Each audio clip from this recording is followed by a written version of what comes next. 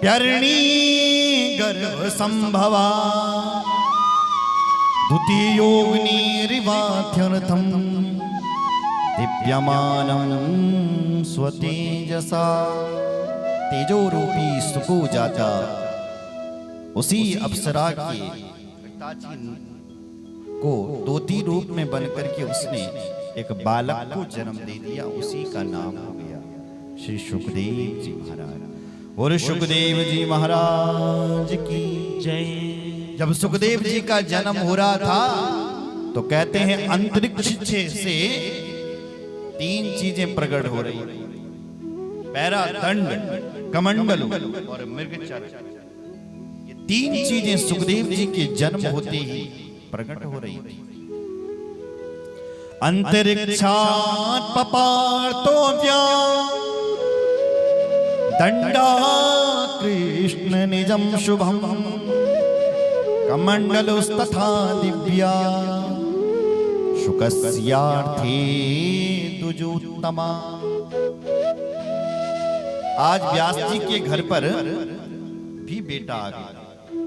धीरे धीरे उस बालक का भरण पोषण होने लगा।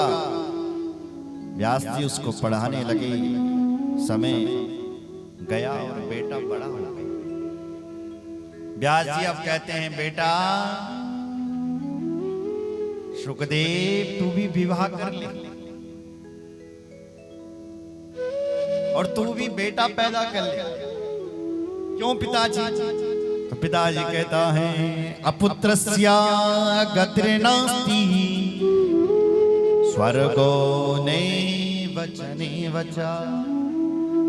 ये बेटा पुत्र के बिना गति नहीं होती, इसलिए हे बेटा तू भी विवाह कर ले, विवाह कर ले, विवाह कर ले। ऐसा कर भी अपना गृहस्थ जीवन संभाल ले। गृहस्थ्यम चा समासाद्य यजदेवान् पितॄनथ ऋणान् मोचय मां पुत्र प्राप्य दारान् मनोरमा। हे बेटा संसार में जिसका जन्म होता है ना बेटा, उसके ऊपर 3 ऋण रहते हैं। पहला ऋण होता है पितृ ऋण, दूसरा ऋण होता है ऋषि ऋण और तीसरा ऋण होता है देवी।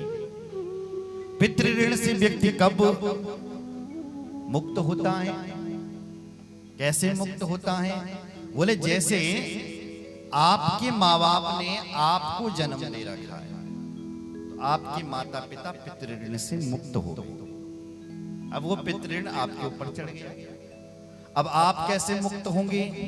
बोले जैसे आपके माता पिता ने आपको जन्म दिया है, आप भी ऐसे किसी पुत्र और पुत्री को जन्म दो, तब तुम पितृ ऋण से मुक्त हो जाओ।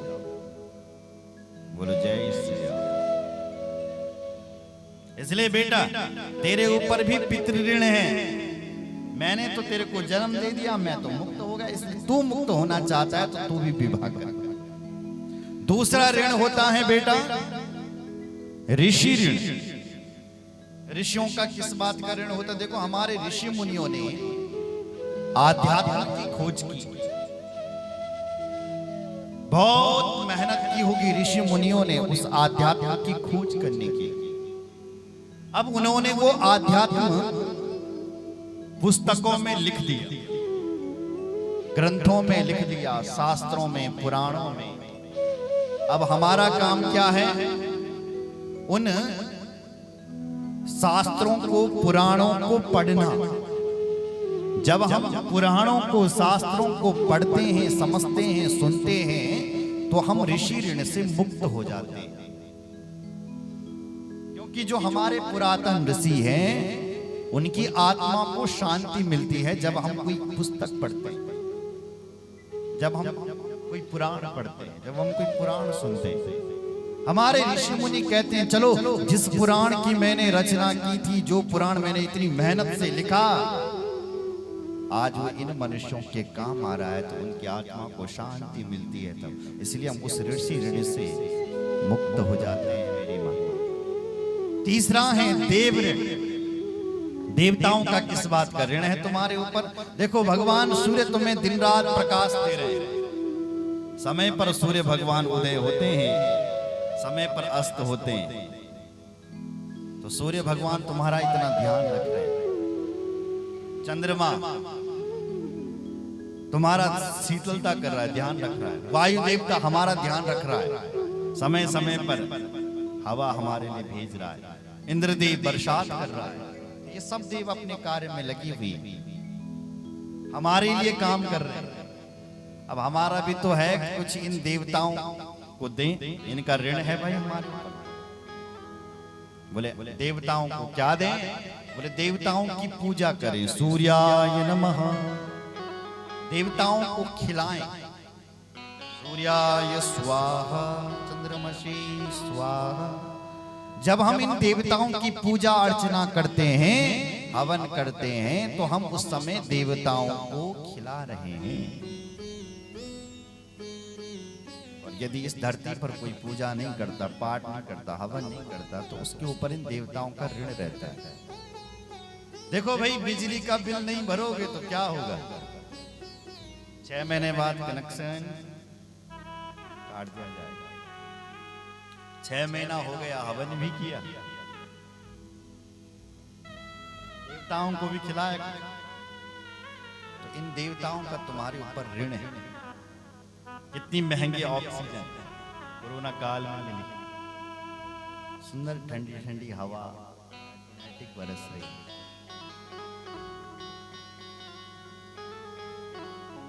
सुंदर पानी बरस रहा है, सूर्य भगवान समय पर आ रहे हैं। बोलो जय श्री। इन देवताओं का हमारे ऊपर ऋण है, तो इस ऋण से मुक्त होना चाहते हो, ये देव ऋण है। खूब पूजा पाठ, दान धर्म अनुष्ठान करते रहना चाहिए, ताकि हम देव ऋण से मुक्त हो जाए। इसलिए बेटा सुखदेव, तेरे ऊपर भी ऋण है और तू भी विभाग, तो पहले पितृ ऋण से बेटा मुक्त हो जा, मुक्त हो जा। सुखदेव जी कहते हैं, बोले पिताजी मैं नहीं करूंगा, मैं विवाह विवाह नहीं करने वाला। किम त्वा वदसि धर्मज्ञा वेद व्यास महामते शुकत्वेन सानिशिष्यं मां त्वादाज्ञाकराण्यहम्। सुखदेव जी कहते हैं, नहीं पिताजी, मैं विवाह करने वाला नहीं हूं, क्योंकि मनुष्य का जीवन बड़ा दुर्लभ है। दुर्लभो मानुषो देहो देहिनाम क्षण भंगुरा। ए पिताजी, मनुष्य बनना ही संसार में बड़ा दुर्लभ है, और मनुष्य बन करके हम शादी कर लें, विवाह कर लें, बच्चा पैदा कर लें, खाए पिए और मर जाएंगे। जीवन ये किया तो क्या किया? पिताजी 84 लाख योनि से हमें ये मनुष्य का चोला मिला हुआ है, इसलिए ये चोला भगवत प्राप्ति के लिए मिला हुआ है, इसलिए मेरे से विवाह की तुम बात ही मत करो। देखो पिताजी, जो मनुष्य बने हैं ना, 84 लाख योनियों में जाने के बाद बने, 20 लाख बार तो हम वृक्ष बने। वृक्ष पेड़ पौधे जितने भी सुने जाते हैं, देखे जाते हैं, उनकी जो योनि है वो 20 लाख। 9 लाख बार हम जलचर बने हैं, जल में जो कीड़े मकोड़े घूमते हैं, उनकी जो योनि है वो 9 लाख है। 20 पर 9 29। 11 लाख बार हम कृमि बने, जो सूखे में कीड़े पैदा होते हैं, मच्छर पैदा हो गया मर गया, बुदबुदा तो येसु मस्का जंतुसु पैदा हुआ मर गया, पैदा हुआ मर गया। उनकी जो योनि है वो 11 लाख है। 11 लाख बार हमें सूखे में जो कीड़े पैदा होते हैं वो बनते हैं मेरी माँ। कितने हो गए? 29 और 11 40 लाख। 10 लाख योनि पक्षियों की, 10 लाख बार हम सब पक्षी बने, 40 और 10 50 30 लाख योनि पशुओं की है। जितने भी पशु सुने जाते होंगे, देखे जाते होंगे, उनकी जो योनि है वो 30 लाख कितने हो गए 80, और 4 लाख योनि बानरों की कही गई, 84, और 1 लाख योनि केवल मानव की। इस 84 लाख योनियों में जब हम भटकते हैं तब हम पुनः मां के गर्भ में जाते हैं, और फिर हमें स्त्री जय पुरुष, फिर हमें मनुष्य का चूल्हा मिलता है। इसलिए मनुष्य का शरीर बड़ा दुर्लभ है। इसलिए पिताजी ये बेकार की बातें, ब्याह करो, ये करो, ये सब अपने पास रखो, मैं नहीं करने वाला। मैं तो भगवान का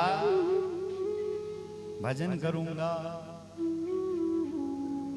विवाह हुआ नहीं कि कथम प्रियाया अनुकंपिताया संगम रहस्यम रुचिराश्च मंत्रान, देवी जी के मंत्र सुनाई पड़ते।